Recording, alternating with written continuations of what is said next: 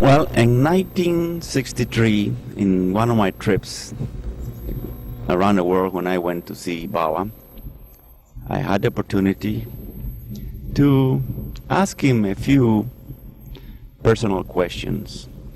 Everybody recall in those days that, well, the flower generation was coming too. In those days, all these new young kids start getting sort of a kicks with the drugs, start playing with drugs, and that impressed me so much that I was reading a book on a ship about that subject, and the author was a Canadian doctor, I remember, Kenneth, I believe was his name. Well, he was emphasizing the use of the hallucinative drugs or herbs for this purpose, for mystic experiences. Well, I remember the name of this plant was a peyote, and this peyote was in Mexico. And in Mexico, some Huxley, that English author, he published a book about about his works with this kind of drug, and he experimented himself, and also with some kind of mushrooms that they grow in the desert over there in Mexico somewhere, and where some Indian tribe, they experiment with that, and they keep it very, very secret among themselves, not to divulge the name of this plant and so forth. Well, I say, if that's the case, well, it's got something to do with spirituality, as if it expands the mind to such an extent that one can perceive the unknown, and so the occult. So, well, that intrigued me so much. I said, well, when I can just go to see Baba, that's going to be the first thing I'm going to ask him. And I jotted it on a piece of paper so I don't want to forget. I said, what I'm going to write, ask Baba. And I was very well prepared. And also, I bought myself a nice Polaroid camera with a film, and I keep it in air condition so it won't spoil the film. And when I get to Baba, before that, I went on a train and hanging in those boxcars, and having all kind of difficulties to get to Pune, and from Pune to Meherabad, and renting a chitney or a jeep or whatever you could get, and a Tonga after that to go to Baba's place. And in one of those meetings, when I met Baba, I sit down on a rug, and then Baba inquired for me, for my family. How's that? How you feel? How you doing? Baba inquires about everything that concerns everybody. How's your lovely wife, Helen? I said, Baba is she's all right. She sent her love to you. He said, and he said, she is my Lila. You remember in one time he said Manju and Lila? No, I said, I don't know. Well, that's a mystical theme here in India, like the English have a sort of a Romeo and Juliet, so something like that, Well, I said, thanks, Baba. I will tell her, convey that to her. And but I was so concerned about this drug business. I said, I want to go and shoot, write it, tell him right away, see what he's going to say. So Eric asked me, what else you want to ask? Baba, I say, I've been reading a book, and it deals with this kind of drugs that one can experiment, and by using it, one could attain certain states of consciousness that exalts the mind, and take you to a great no, quite got intoxication, but exhilaration, and right away after Baba just look at that and stop, he says, stop. I said, that, he said, is nothing but a crutch. It's something that you're leaning onto it, but it won't do you no good. He said, if you could get by God in a pill, he said, there won't be no need for me to be here. You see. So whatever you're thinking, as you just drop it and tell anybody that is fooling around with it to drop it completely, not to indulge in the use of any drug that is not only addictive, you get addicted to it, and later it's very hard to shake off, do you a lot of harm to your physical, but also to your mind. You see, derange your mind, and you'll be winding up in any mental hospital. You convey this to the young people in any place, that whenever they want to experiment with any kind of drug, even marijuana, I said, not to do it. Well, I had in mind a friend that the previous year was with me in the Sahawas, and he was indulging himself in that kind of thing. I didn't want to mention to Baba, but Baba right away knew it, because somehow he made me relate to that friend and that was the first thing I done. I don't want to say the name. The kid is very nice, and he overcame that. I'm glad to. And ever since then, well, we've been hearing about this drug addiction with the young people and this and that, and never like, well, I said, this is the time that we need, like never before, the advice of Baba to stick up for that advice that he gave me, and to convey it to everybody, not only for their own well-being, but for the well-being and well-being of the society in general. Well, I asked Baba also, what can we do for this young generation? How can we set him into the path of virtue or good deeds?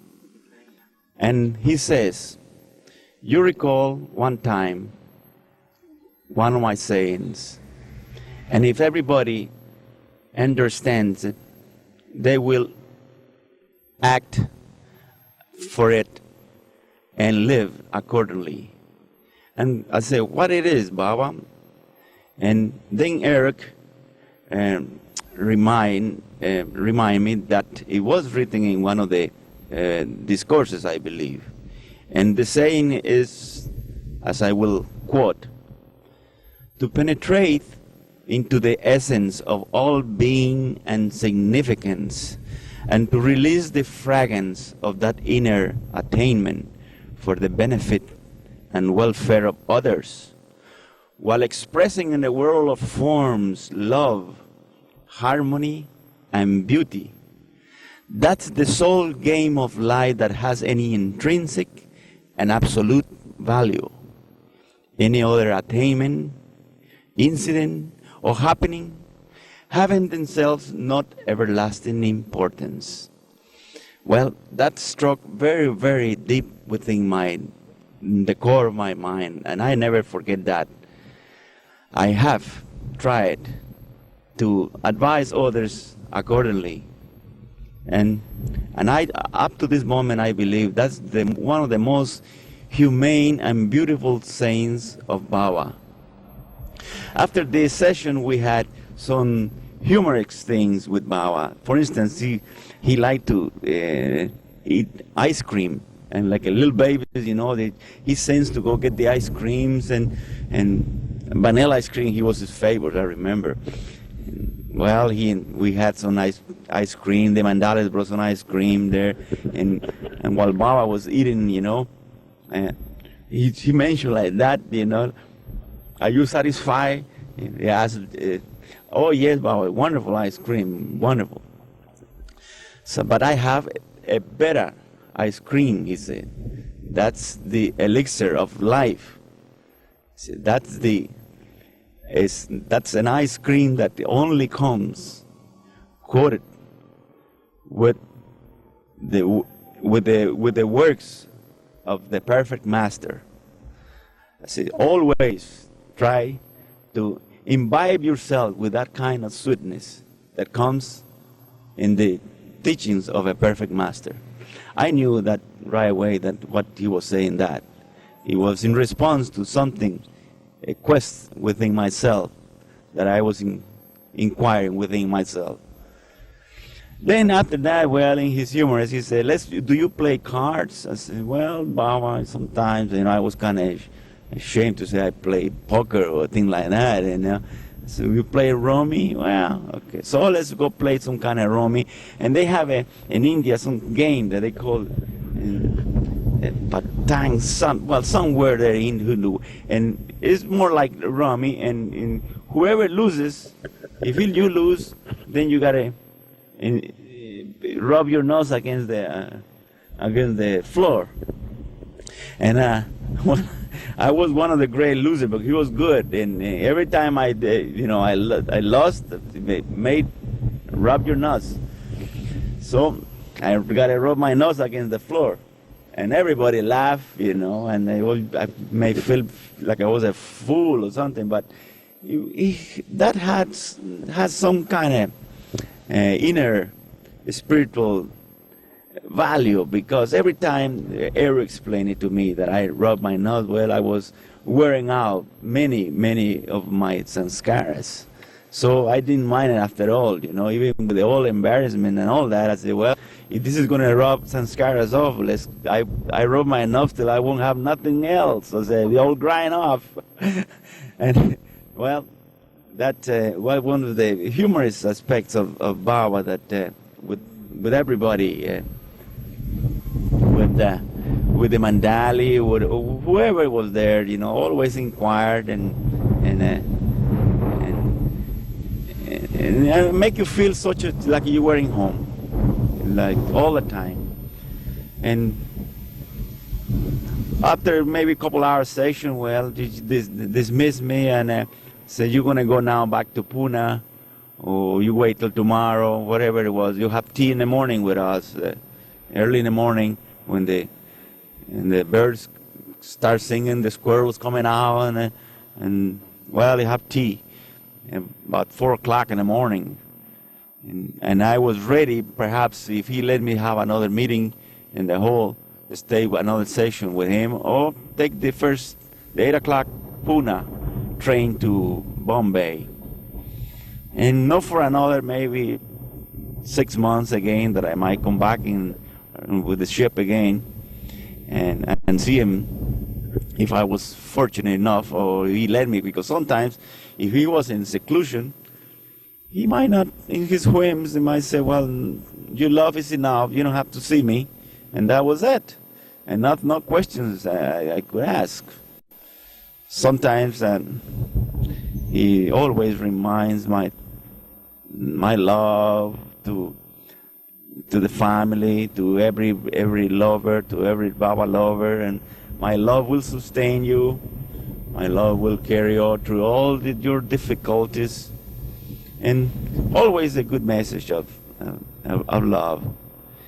And Baba, well, has been to me, even after dropping his body, that personification of love that in one time I was looking for, and like the Greek Aristotle, I would say, eureka, or I found it. Think. And this is a conviction I have within myself, that I will remember the personification of love in this world in the form of Baba as my soul divinity. And the quest of my soul, I think, is answered. In one time I want to meet God, and I think I done it. And right now I carry on just in my heart till the day when perhaps he wants me to come back again to be a tool of his grace and love, compassion, and all these virtues that he incarnated while he was here. That's my belief in Avatar Meher Baba. That's my believing in my God. Jai Baba, that's the only thing I could say in departing. Perhaps my wife now would like to say anything more. Helen, you go ahead. I think I already mentioned that I pray every day, and I just hope the Baba will make me the instrument of His love and grace. And Jai Baba, and God love it. Thank you, my friends. I like to thank our dear friends, the Luck brothers, that so well, and then Scott too, that so generous, came here and spend the whole day in helping us to narrate a little bit of this tape video that they have so generous offered us. So we thank him very much from the bottom of our heart, and may Baba bless him forever. Good Baba.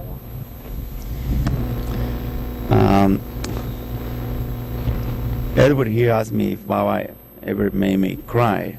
Well, that's a difficult question to answer, because if I mean by physically crying, I would say yes. When one time I believe I cried when in one of the meetings with Baba, I believe was during the Sahavas in 1962.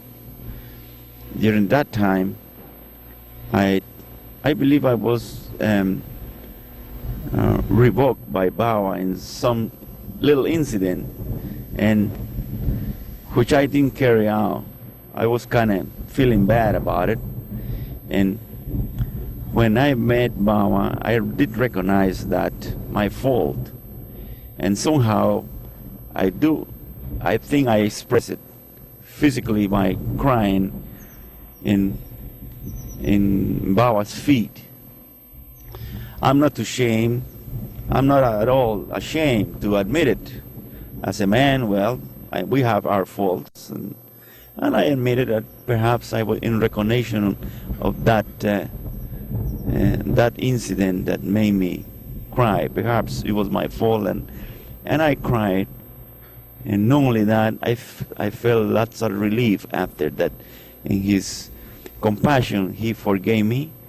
And not only that, but I felt such a relief in my soul that God has forgiven me. Like in many times, He made me say the prayer of repentance. And with the prayer of repentance, He said, I will forgive you. And I felt, well, that the least I could do is to sincerely, not to do what He wanted me not to do. And if in that occasion I did cry, like I believe in many other ones, perhaps when I was close to Baba, when I embraced His feet, I done it. But it was a recognition of that great love also, and that incident in India when I went and during the Sahavas, and I was so emotionally upset that I didn't care if anybody see me or say anything about it. So spontaneously I expressed my feelings, and my feelings, they were also combined with such a joy, such a magnificent feeling of well-being after that, to be accepted and forgiven by the grace of Baba. That is it will perdure in the rest of my life. That incident. So. Did Baba ever make you laugh? Just also Baba made me laugh lots of times when he liked to somebody to come up with a joke and to say a joke, and you can help it, you gotta laugh, you know. And Baba was very, very much given to those frivolous jokes about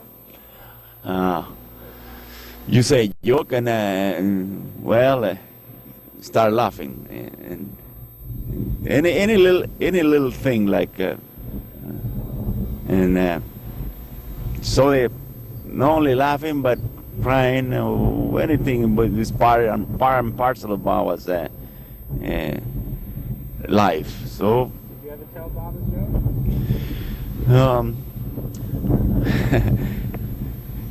I do recall to have told Baba some jokes, but right now I don't think I remember which one. And